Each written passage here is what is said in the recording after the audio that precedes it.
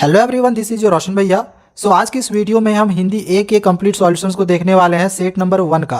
Set number 3 का हम already बना चुके हैं। अगर आपने नहीं देखा हुआ होगा तो उसका लिंक डिस्क्रिप्शन पे दिया हुआ है, जाके आप देख सकते हो। मेरे पास यही 2 क्वेश्चन पेपर आए हुए थे। अगर आपका इसके अलावा कोई दूसरा क्वेश्चन पेपर होगा तो आप मुझे मेल कर सकते हैं। मेरा ईमेल आईडी डिस्क्रिप्शन पे दिया हुआ है। सीरीज चेक कर लो, प्रश्न पत्र कोड देख लो और इसके आंसर्स को आप मिला लो, आपका जो भी आंसर्स होगा। सबसे पहले खंड आ, जो कि एक गद्यांश वाला क्वेश्चन है, इसका आंसर्स आप यहाँ पे देखो।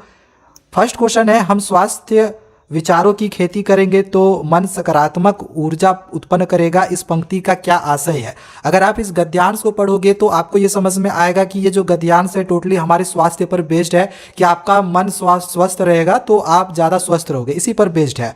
तो इसका जो आंसर होगा इसमें ऑप्शन सी होगा कि स्वस्थ शरीर के लिए स्वस्थ मन आवश्यक है। एंड एक इसमें ये भी क्वेश्चन का आंसर हो सकता है कि स्वस्थ विचार ही शरीर को स्वस्थ रखते हैं। अगर आप ये दोनों ही पढ़ो ना तो दोनों ही ऑप्शन जो है सही होता है। कोई स्टूडेंट सी भी किया होगा, कोई डी भी किया होगा।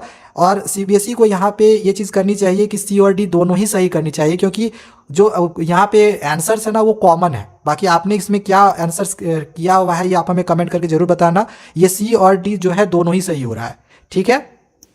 नेक्स्ट आगे जो क्वेश्चन नंबर 2 है, इसमें पूछा गया है कि इस गद्यांश के अनुसार नकारात्मक विचार जन्म देते हैं, किस चीज़ को जन्म देता है, तो बीमारी को। और इसको लेके यहाँ पे इसका आंसर भी देखो दिया हुआ है, ठीक है।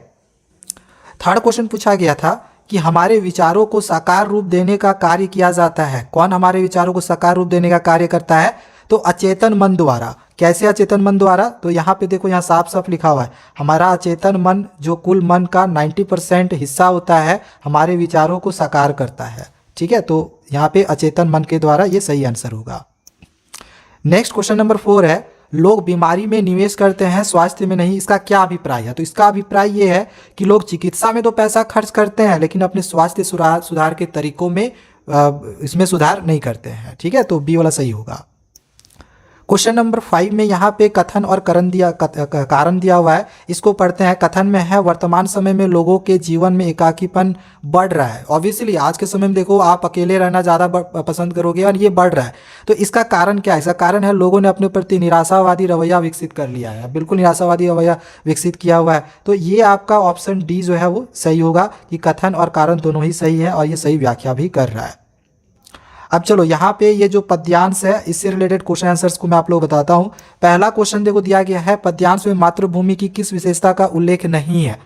देखो जिस विशेषता का उल्लेख नहीं है वो आपको बताना है। देखो मैं यहाँ पे ऑप्शंस पढ़ रहा था और मुझे ऑप्शंस पढ़ के ये लगा कि ये सारी ही विशेषता का उल्लेख किया गया है, क्योंकि देखो प्राकृतिक सुंदरता से परिपूर्ण ये तो दिखाया ही गया है, क्योंकि पूरा जो ये पद्यांश है वो प्राकृतिक सुंदरता को ही लेकर दिया हुआ है। प्राकृतिक संसाधन भी इसमें बहुत सारे दिए हुए हैं, तो ये भी सही आंसर लग रहा है। माँ के समान पालन करने वाली है, कहीं तक कुछ हद तक देखो यहाँ पर भी ये सब जब आप पढ़ोगे ये सब लाइन तो समझ में आएगा कि ये सब भी ये सही है। कि धरती क्या है, धरती हमारे माँ के समान है, वो हम उससे हम अन्न ग्रहण ये सब करते हैं लेते हैं, तो ऑब्वियसली वो माँ की तरह पालन पोषण करती है। एंडी ये भी है, शांति और सुखों की वर्षा करने वाली है, ये भी दिया है। तो देखो यहाँ पे तो पढ़ने पे ये चारों ही सही मुझे लग रहे थे, इस वजह से मैंने इसमें किसी में भी मैं ये नहीं कहूँगा कि ये सही होगा या ये गलत होगा। आप कमेंट करके बताना कि इसमें आपने क्या करके आया। मैं इस क्वेश्चन पे अभी टिक नहीं कर रहा हूँ, बाकी जो क्वेश्चन होगा उसका मैं आप लोग को यहाँ पे सही जो आंसर है वो बताऊँगा। सेकेंड क्वेश्चन दिया गया है, शीतल सुगंधित पवन व्यक्ति पर क्या प्रभाव डालता है। तो डालता है वह उसकी श्रम करने की क्षमता हर लेता है। इसका आंसर आप लोग को यहाँ पे मिल जाएगा, ठीक है, यहाँ पे मिल जाएगा। यहाँ पे देखो लिखा भी है, ये श्रम लेता श्रम है, ये वाला आंसर होगा, ठीक है। तो ये क्वेश्चन का आंसर ऑप्शन ए होगा, उसकी श्रम की क्षमता को हर लेता है। अगला क्वेश्चन नंबर 3 है, इसमें बोला गया धरती की हरियाली की तुलना किससे की गई है। तो धरती की हरियाली की तुलना कोमल मखमली कपड़ों के साथ की गई है, कोमल मखमली कपड़ों के साथ की गई है। इसका भी आपको यहाँ पे आंसर्स मिल जाएगा, ठीक है। इसका भी आंसर आपको यहाँ पे मैंने कहीं देखा हुआ था, पढ़ा हुआ था इसमें, यहाँ पे देखो यहाँ पे दिया मखमल से कम नहीं, ठीक है ना। तो इसमें इसका आंसर होगा मखमली कपड़े से कम नहीं। 4 में है, कथन और कारण धरती को जननी कहा गया है। बिल्कुल, धरती से प्राप्त जल अमृत के समान होता है, बिल्कुल सही है। तो ये ऑप्शन सी जो है वो सही होगा कि कथन का और कारण भी जो है वो सही है, कथन भी सही है, कारण भी सही है, तो इस और सही व्याख्या भी करता है।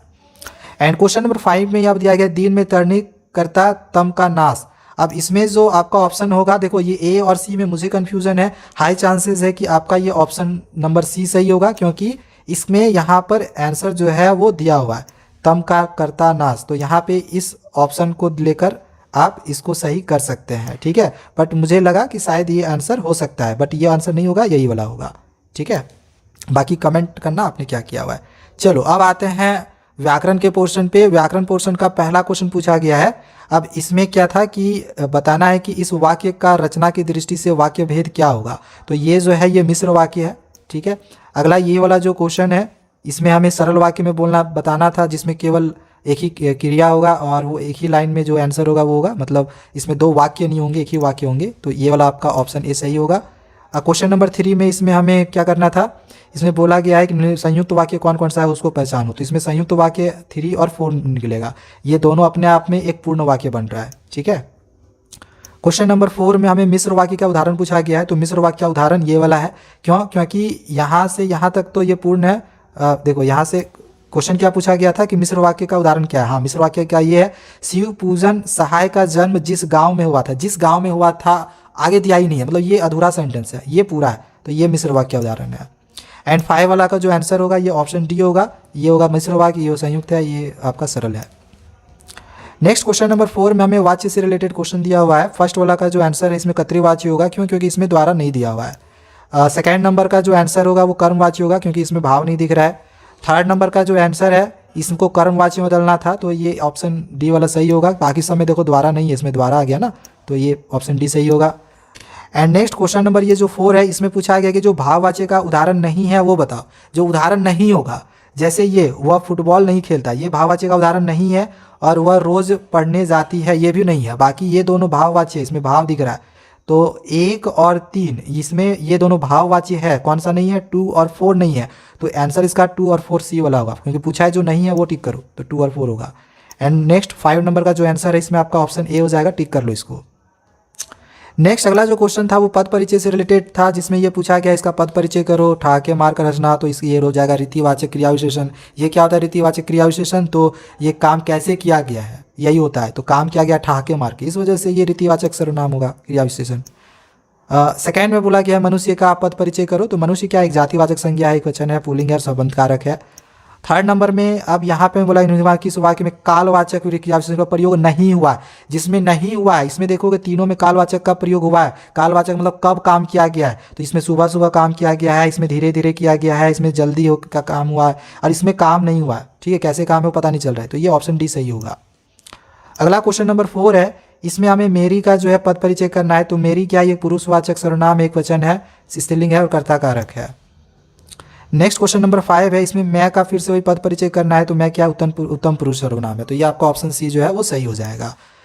नेक्स्ट अगला जो क्वेश्चन है वो हमारा अलंकार से रिलेटेड था, जिसमें फर्स्ट वाला का आंसर आपका अतिशयोक्ति होगा, किसमें क्योंकि इसमें बढ़ा चढ़ा के जो है बातें लिखी गई है। सेकेंड क्वेश्चन का जो आंसर है उत्प्रेक्षा होगा, क्यों, क्योंकि यहाँ पे ज्यों शब्द का प्रयोग हो गया है। थर्ड वाला का आंसर इसमें मानवीकरण होगा। फोर्थ का जो आंसर होगा इसमें श्लेष होगा। एंड 5 वाला का जो आंसर होगा इसमें देखो ज्यों शब्द का प्रयोग हुआ है, दैट मीन्स कि ये उत्प्रेक्षा अलंकार होगा, ठीक है।